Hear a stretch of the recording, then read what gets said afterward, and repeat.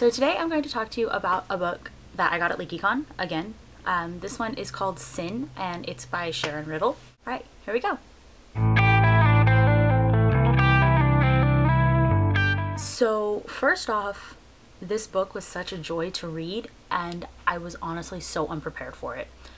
Because, I mean, this is kind of one of those don't judge a book by its cover kind of situations. Because of the... Yes, he stayed. Because of the cover and the synopsis, which I'll put in the down bar, I thought that this was going to be one of those typical teenage girl gets thrown into a fantasy world kind of story, which it is that. But I thought it was going to be one of the ones where the books, like the reader's interest relies too heavily on the shock value of, you know, going from a normal muggle, not muggle, but a normal world to a fantasy world. But it didn't. There was an actual plot, and that was just, it was really good, and I was really surprised, and I just really liked it. Also, the main character's name is Sin. I mean, that was just cool, and the reason why her name is that is also really cool, but I won't tell you that because spoilers. Okay, so just to get it out of the way now, I did have one major issue with the novel, but it was the only thing that I didn't like, and I still really like the novel despite this. And that thing is that there is kind of a love triangle sort of thing, and I was just really hoping there wouldn't be, because I hate those so much. I was just really hoping that Sin would have kind of taken the Katniss route with things and had, you know, just been like, get that away from me, I got better things to do, I don't want to think about it.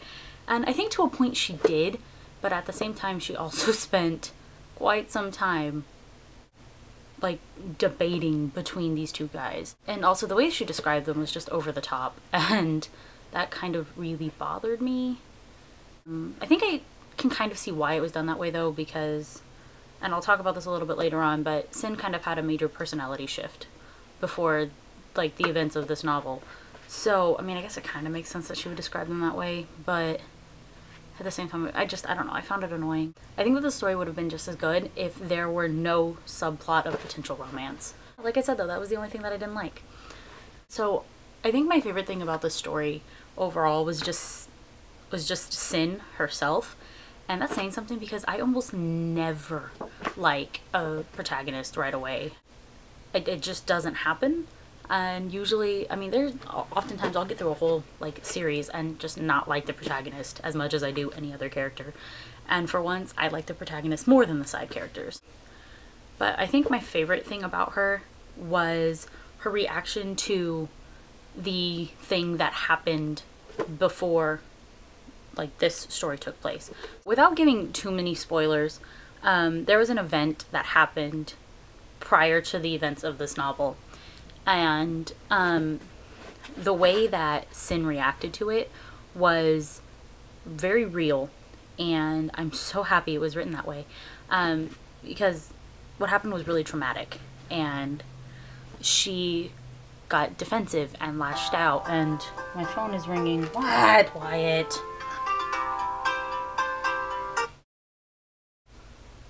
Rude cousins. Anyway, as I was saying, where was I at? Dang it, Wyatt.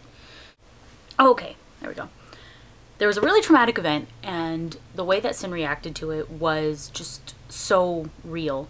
After it happened, she lashed out, she got defensive, and she was scared. So she like created this new persona, and I feel like that's a very realistic and common reaction to people that go through things like this. And I'm just really happy it was written that way. I've read other novels where characters go through something similar and they don't react to it. And it's not because they're hiding the way that they feel about it, which is also very common, but just because it doesn't affect them. Like they're just completely, they come through things like this unscratched, and it doesn't happen that way. And I'm just really glad that an accurate portrayal of this was in something, because it's really important that accurate and real victims' reactions are you know, portrayed in literature. And that makes me really, really happy that it was like that. So, you know, go you, Sharron Riddle. Just so much respect, purely because of that. I mean, also the fact that this is a fantastic book, but that in particular was just amazing. Going off of this event, like building off of that, the person that was responsible for what happened essentially comes back to haunt her and is a major cause of a lot of the problems in this novel. And I think that while in the book it's supernaturally based, how the problems arise, that it's symbolic and kind of parallels the way that those kind of things come back and haunt like people, like real life victims of these things. So again, I just think that adds just another layer to this novel of, you know, the realism in a fantasy world. Another really, really cool thing about this is the type of magic and mythology that's in it. So like I mentioned at the beginning, Sin goes from this normal world into a fantasy world. I didn't say muggle this time. But the type of magic that it is, I think is really cool because it involves druids and fairies and just magic that's like that. And you don't see a lot of magic as ancient as, you know, druids and Celtic magic, and I just thought that was really, really cool and really, really interesting. So, yay. The thing that I absolutely loved about this novel, aside from Sin being my favorite part, this is right up there too, is the way it ended.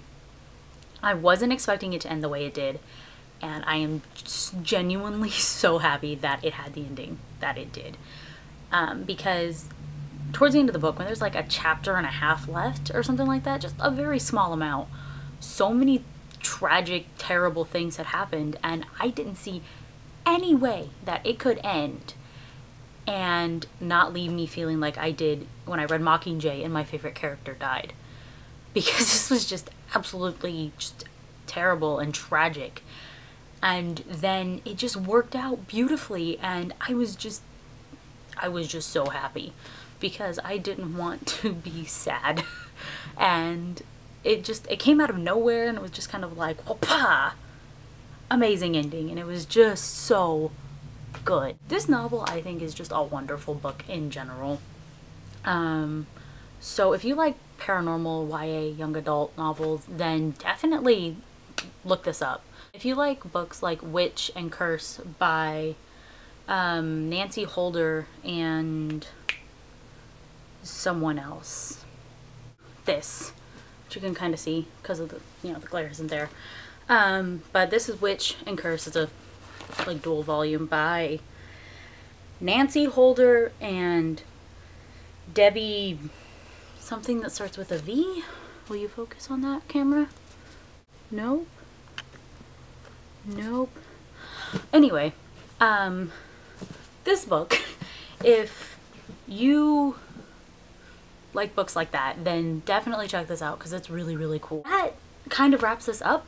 My next review will also be on a book by Sharron Riddle that is completely different from this one, but still very good in its own right. So, yeah, I will see you all later. Bye!